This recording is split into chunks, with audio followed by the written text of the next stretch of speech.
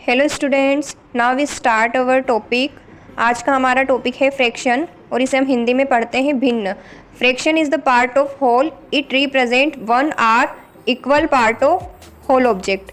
Fraction इसका meaning होता है जैसे हमारे पास कोई एक पूरा ऑब्जेक्ट है, या फिर हम एक नॉर्मल एग्जांपल लेंगे जैसे कि हमारे पास ये एक किटकैट चॉकलेट है जिसके अंदर 4 पार्ट्स हैं।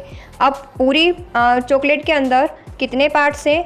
4 पार्ट्स। मतलब फ्रैक्शन को जब हम रिप्रेजेंट करते हैं तो जितने भी टोटल पार्ट्स होते हैं उनको हम नीचे की तरफ लिखते हैं, या उनमें जो क्वेश्चन के अकॉर्डिंग बोला जाता है कि अगर 2 पार्ट्स आपने अपने फ्रेंड को दे दिए हैं तो आपके पास उसकी फ्रैक्शन वैल्यू कैसे बनेगी। तो अगर आपने ये 2 पार्ट्स अपने फ्रेंड को दिए हैं तो आपके पास 2 बचे हैं। टोटल आपके पास 4 चॉकलेट थी, इस 4 में से आपने 2 अपने फ्रेंड को दे दी है, तो इसका फ्रैक्शन का रिप्रेजेंटेशन होगा 2/4। इसको जब आप कट करोगे तो 1/2 बनेगा, जिसे 1/2 को हम हाफ भी बोलते हैं। आपने पूरी चॉकलेट में से हाफ चॉकलेट अपने फ्रेंड को दे दी है। ऐसे ही सेम नेक्स्ट एग्जाम्पल है, यहाँ पर आपके पास टोटल 12 बॉक्स हैं। इन 12 बॉक्स में से आपको पूछा जाता है कि कितना पार्ट इन सारे बॉक्स में से कितना पार्ट आपने कलर किया हुआ है। इसको फ्रैक्शन में लिखिए।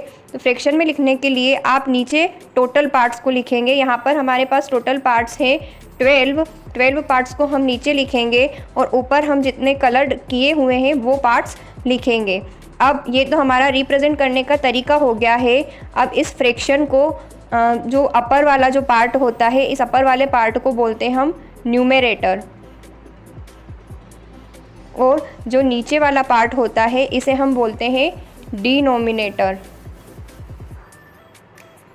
ऐसे ही इसमें यहाँ पर जो 1 है ये 1 न्यूमरेटर होगा और 2 डिनोमिनेटर होगा। अब इसके बाद फर्स्ट केस तो ये हो गया है। सेकंड केस में ये होता है कि फ्रैक्शन के अंदर जो भी पार्ट्स डिवाइड होते हैं वो सारे ही इक्वल पार्ट्स होते हैं। इसमें अनइक्वल पार्ट्स का फ्रैक्शन नहीं बनता है। जैसे कुछ एग्जांपल है, इस सर्कल के जैसे हमने 4 इक्वल पार्ट किए हैं तो इसकी फ्रैक्शन वैल्यू हम अगर इसमें ये एक पार्ट जो मैंने इसको ड्रॉ कर दिया तो इसकी फ्रैक्शन वैल्यू हम 1/4 लिख सकते हैं। इसमें ये वाला जो ट्राइंगल है, इस ट्राइंगल का हमने 3 इक्वल पार्ट किए हैं और इसमें से अगर मैं 2 पार्ट्स को ड्रॉ करती हूँ तो इसकी फ्रैक्शन वैल्यू 2/3 बन जाएगी। और इस रेक्टेंगल के अंदर मैंने 3 इक्वल स्क्वायर बना दिए हैं जिसमें से मैंने 1 बॉक्स को फिल किया है, तो इसकी जो फ्रैक्शन वैल्यू बनेगी वो 1/6 बन जाएगी। लेकिन आप नेक्स्ट वाले सर्कल में देखिए, यहाँ पर 3 इक्वल पार्ट्स नहीं हैं तो हम इसे फ्रैक्शन में नहीं लिख सकते हैं। इस ट्राइंगल के अंदर भी 3 इक्वल पार्ट्स में डिवाइड नहीं हुआ है तो इसे भी हम फ्रैक्शन के रूप में नहीं लिख सकते हैं, और इस बॉक्स को भी हम फ्रैक्शन के रूप में नहीं लिख सकते हैं। अब नेक्स्ट है types of fraction. First type होता है लाइक फ्रैक्शन। ऐसा फ्रैक्शन जिसका जो डिनोमिनेटर होता है, जो नीचे लिखते हैं हम लोअर केस में जो लिख रहे हैं, तो इस लोअर केस में जब हम डिनोमिनेटर लिखते हैं तो यहाँ पर सारे ही डिनोमिनेटर सेम होते हैं। अगर डिनोमिनेटर सेम है तो वो फ्रैक्शन लाइक फ्रैक्शन होगा। यहाँ पर सारे ही सेम डिनोमिनेटर होंगे। नेक्स्ट है अनलाइक फ्रैक्शन, जो कि लाइक फ्रैक्शन का उल्टा होता है। यहाँ पर क्या होगा, सारे ही डिनोमिनेटर डिफरेंट होंगे। यहाँ पर डिफरेंट डिनोमिनेटर होंगे। फिर थर्ड है प्रॉपर फ्रैक्शन।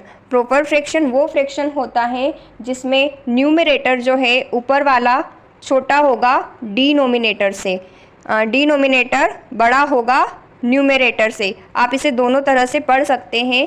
हमें न्यूमरेटर को छोटा रखना है डिनोमिनेटर से, ये आपका प्रॉपर फ्रैक्शन होगा। इम्प्रॉपर फ्रैक्शन में ये होगा कि अपर जो न्यूमरेटर है वो बड़ा होगा डिनोमिनेटर से, तो न्यूमरेटर बड़ा होगा डिनोमिनेटर से। ऐसा फ्रैक्शन इम्प्रॉपर होगा। जब यूनिट फ्रैक्शन की बात की जाए तो यूनिट फ्रैक्शन में न्यूमरेटर हमेशा 1 ही होगा। अगर न्यूमरेटर में 1 है तो वो एक यूनिट फ्रैक्शन है। मिक्स्ड फ्रैक्शन में ऐसा होता है कि एक तो होल नंबर होगा और सेकेंड वाला प्रॉपर फ्रैक्शन होगा तो ये दोनों मिलकर मिक्स्ड फ्रैक्शन बनाएंगे।